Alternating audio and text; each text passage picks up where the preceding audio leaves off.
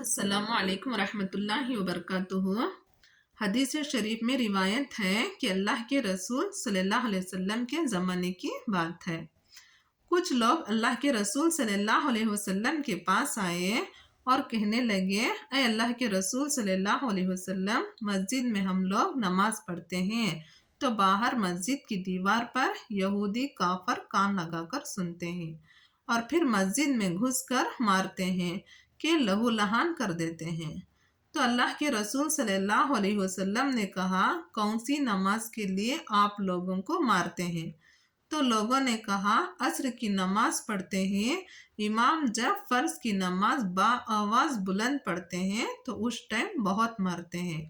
तो अल्लाह के रसूल सल्लल्लाहु अलैहि वसल्लम ने कहा, और कौन सी नमाज में मारते हैं? तो लोगों ने बताया, अल्लाह के रसूल सल्लल्लाहु अलैहि वसल्लम हमें खाना खाने के केलुला करने के बाद ज़ोहर की नमाज के बाद मारते हैं।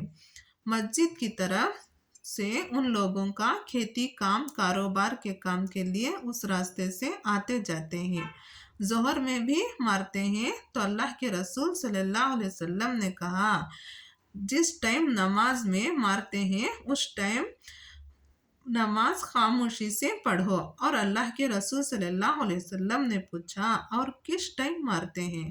तो लोगों ने कहा, अल्लाह के रसूल सल्लल्लाहु अलैहि वसल्लम, मगरिब के टाइम रात होने लगती है और वो लोग अपने घर चले जाते हैं और इशा में भी नहीं रहते हैं, और फज्र की नमाज होती है तो अंधेरा रहता है और वो लोग सोकर देर में उठते हैं।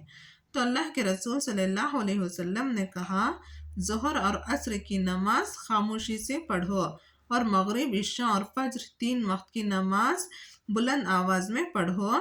तो लोग इस तरह नमाज पढ़ते रहे।